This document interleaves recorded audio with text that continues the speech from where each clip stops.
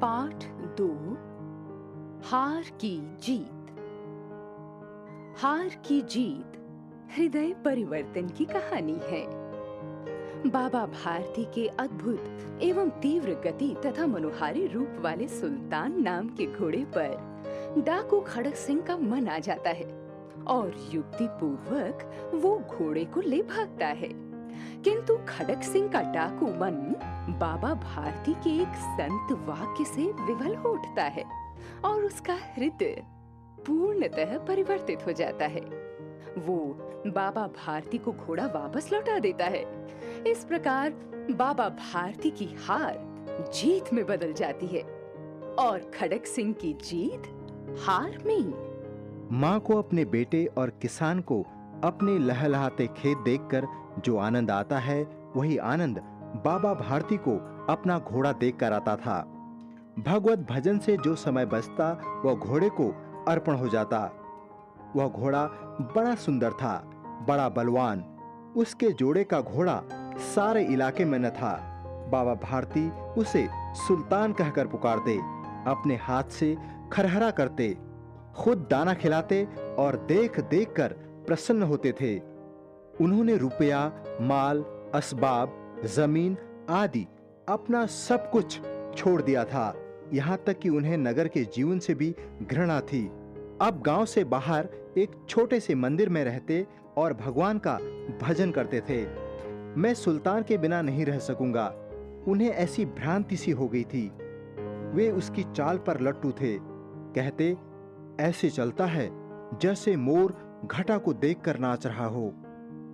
जब तक संध्या समय सुल्तान पर चढ़कर 8-10 मील का चक्कर न लगा लेते, उन्हें चैन न आता। खड़क सिंह उसी इलाके का प्रसिद्ध डाकू था। लोग उसका नाम सुनकर कांपते थे। होते होते सुल्तान की कीर्ति उसके कानों तक भी पहुंची। उसका हृदय उसे देखने के लिए अधीर हो उठा। वह एक दिन दोपहर के समय बाबा भारती के पास पहुंचा और नमस्कार करके बैठ गया। बाबा भारती ने पूछा, खड़क सिंह, क्या हाल है? खड़क सिंह ने सिर झुकाकर उत्तर दिया, आपकी दया है। कहो, इधर कैसे आ गए? सुल्तान की चाह खींच लाई। विचित्र जानवर है, देखोगे तो प्रसन्न हो जाओगे। मैंने भी बड़ी प्रशंसा सुनी है। उसकी चाल तुम्हारा मन मोह लेगी। कहते हैं देखने में भी बड़ा सुंदर है। क्या कहना, जो उसे एक बार देख लेता है, उसके हृदय पर उसकी छवि अंकित हो जाती है। बहुत दिनों से अभिलाषा थी, आज उपस्थित हो सका हूं। बाबा भारती और खड़क सिंह अस्तबल में पहुंचे। बाबा ने घोड़ा दिखाया घमंड से। खड़क सिंह ने घोड़ा देखा आश्चर्य से। उसने सहस्रों घोड़े देखे थे, परंतु ऐसा बांका घोड़ा उसकी आंखों से कभी न गुजरा था। सोचने लगा, भाग्य की बात है, ऐसा घोड़ा खड़क सिंह के पास होना चाहिए था। इस साधु को ऐसी चीजों से क्या लाभ? कुछ देर तक आश्चर्य से चुपचाप रहा। इसके पश्चात उसके हृदय में हलचल होने लगी। बालकों सी अधीरता से बोला, परंतु बाबाजी, इसकी चाल न देखी तो क्या? बाबाजी भी मनुष्य ही थे। अपनी वस्तु की प्रशंसा दूसरे के मुख से सुनने के लिए उनका हृदय अधीर हो गया। घोड़े को खोलकर बाहर गए। घोड़ा वायु वेग से उड़ने लगा। उसकी चाल देखकर खड़क सिंह के हृदय पर सांप लौट गया। वह डाकू था और जो वस्तु उसे पसंद आ जाए उस पर वह अपना अधिकार समझता था। उसके पास बाहुबल था और आदमी थे। जाते जाते उसने कहा, बाबाजी, मैं और घोड़ा आपके पास न रहने दूंगा। बाबा भारती डर गए। अब उन्हें रात को नींद न आती। सारी रात अस्तबल की रखवाली में कटने लगी। प्रतिक्षण खड़क सिंह का भय लगा रहता, परंतु कई मास बीत गए और वह न आया।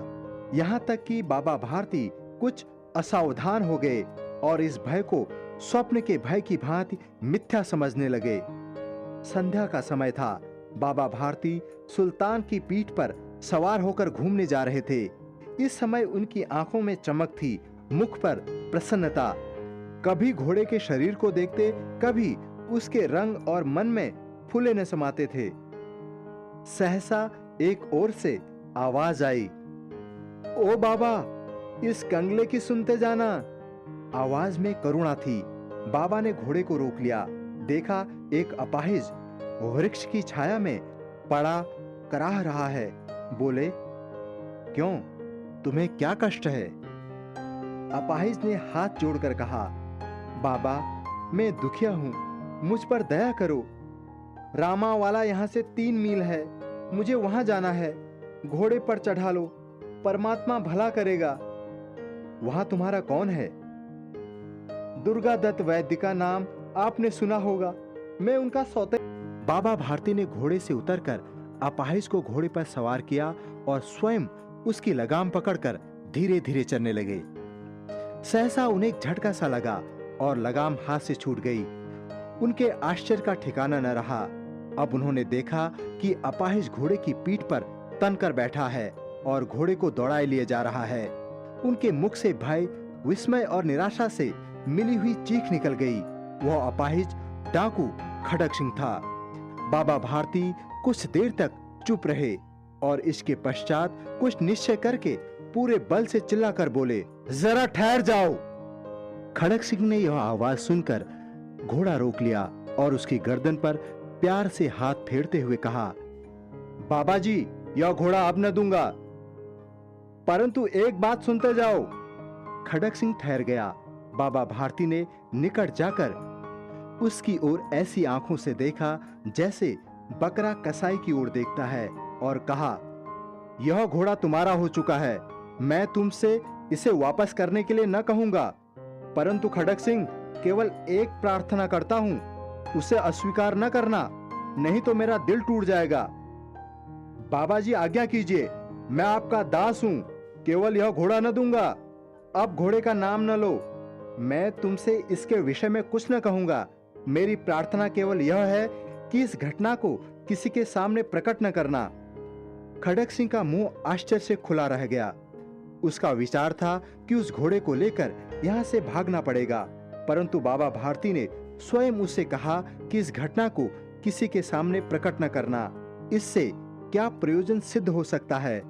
खड़क सिंह ने बहुत सोचा, सिर मारा, परंतु कुछ समझ न सका। हार कर उसने अपनी आंखें बाबा भारती के मुख पर गड़ा दी और पूछा, बाबा जी, इसमें आपको क्या डर है?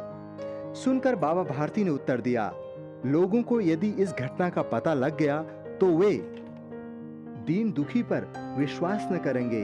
यह कहते कहते उन्होंने सुल्तान की ओर से इस तरह मुख मोड़ लिया जैसे उनका उससे कभी कोई संबंध ही न रहा हो। बाबा भारती चले गए, परंतु उनके शब्द खड़क सिंह के कानों में उसी प्रकार गूंज रहे थे। सोचता था, कैसे ऊंचे विचार हैं, कैसा पवित्र भाव है। उन्हें इस घोड़े से प्रेम था। इसे देखकर उनका मुख फूल की तरह खिल जाता था। कहते थे, इसके बिना मैं न रह सकूंगा। इसकी रखवाली में वे कई रात सोए नहीं, भजन भक्ति न कर रखवाली करते रहे, परंतु आज उनके मुख पर दुख की रेखा तक न दिखाई पड़ती थी। उन्हें केवल यह ख्याल था कि कहीं लोग दीन दुखियों पर विश्वास करना न छोड़ दें। ऐसा मनुष्य नहीं, देवता है। रात्रि के अंधकार में खड़क सिंह बाबा भारती के मंदिर में पहुंचा। चारों ओर सन्नाटा था। आकाश में तारे टिमटिमा रहे थे। थोड़ी दूर पर गांवों के कुत्ते भौंक रहे थे। मंदिर के अंदर कोई शब्द सुनाई न देता था। खड़क सिंह सुल्तान की बाग पकड़े हुए था। वह धीरे धीरे अस्तबल के फाटक पर पहुंचा। फाटक खुला पड़ा था। किसी समय वहां बाबा भारती स्वयं लाठी लेकर पहरा देते थे, परंतु आज उन्हें किसी चोरी, किसी डाके का भय न था। खड़क सिंह ने आगे बढ़कर सुल्तान को उसके स्थान पर बांध दिया और बाहर निकलकर सावधानी से फाटक बंद कर दिया।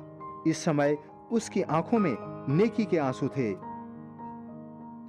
रात्रि का तीसरा पहर बीत चुका था। चौथा पहर आरंभ होते ही बाबा भारती ने अपनी कुटिया से बाहर निकलकर ठंडे जल से स्नान किया।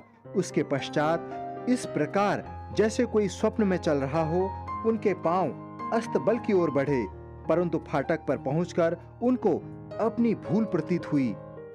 साथ ही घोर निराशा ने पांवों को मन मन भर का भारी बना दिया। वे वहीं रुक गए। घोड़े ने अपनी स्वामी के पांव की चाप को पहचान लिया और जोर से हिनहिनाया। अब बाबा भारती आश्चर्य और प्रसन्नता से दौड़ते हुए अंदर घुसे और अपने प्यारे घोड़े के गले से लिपटकर इस प्रकार रोने लगे मानो कोई पिता बहुत दिनों से बिछड़ हुए पुत्र से गले मिल रहा हो। बार बार उसकी पीठ पर हाथ फेरते, बार बार उसके मुंह पर थपकियां देते।